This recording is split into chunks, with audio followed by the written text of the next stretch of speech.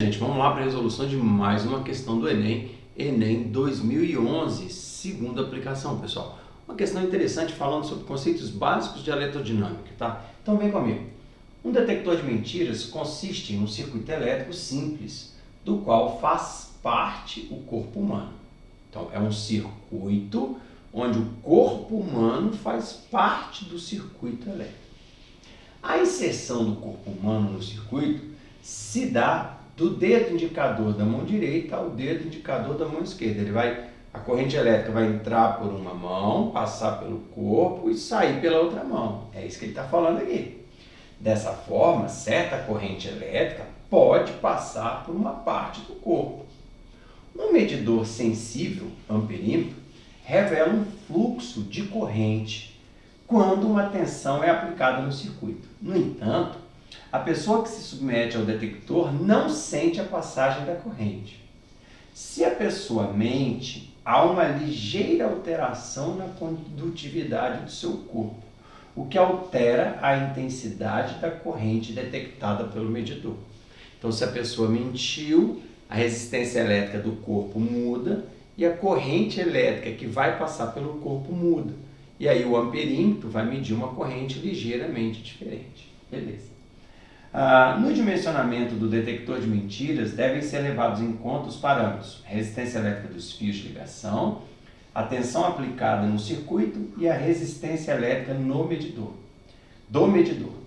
Para que o detector funcione adequadamente, como indicado no texto, quais devem ser as características desses parâmetros? Bom, aí, repara, ó. Ele explicou, né, que o corpo humano faz parte do circuito e ele deixou claro que a corrente elétrica vai passar por esse corpo, tá? Então, deixou isso bem claro. Tudo aqui está explicando o que vai acontecer.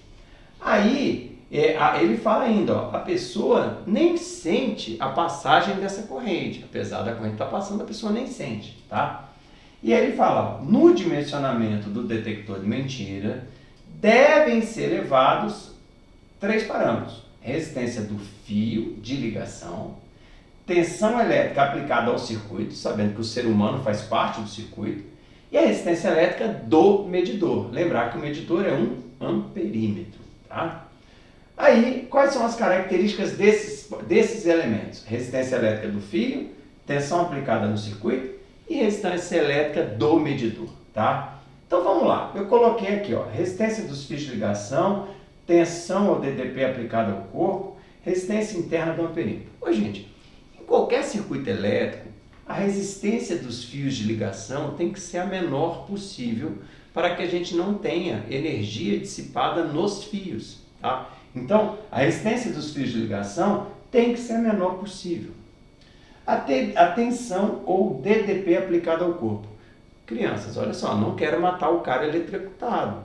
Se eu botar uma DDP muito alta, a corrente vai ser muito alta e vai matar o cara, né? Repara que o texto falou que ele nem sente a passagem da corrente. Para que a corrente seja muito baixa, a DDP aplicada ao circuito tem que ser muito baixa, tá? Então, pequena para que a corrente pelo corpo seja pequena também, tá? E por último, resistência interna do amperímetro. Senhores, a resistência interna do amperímetro, quanto mais próximo de zero, melhor. A resistência interna do amperímetro é sempre o mais baixo possível, tá? Então, a alternativa letra E.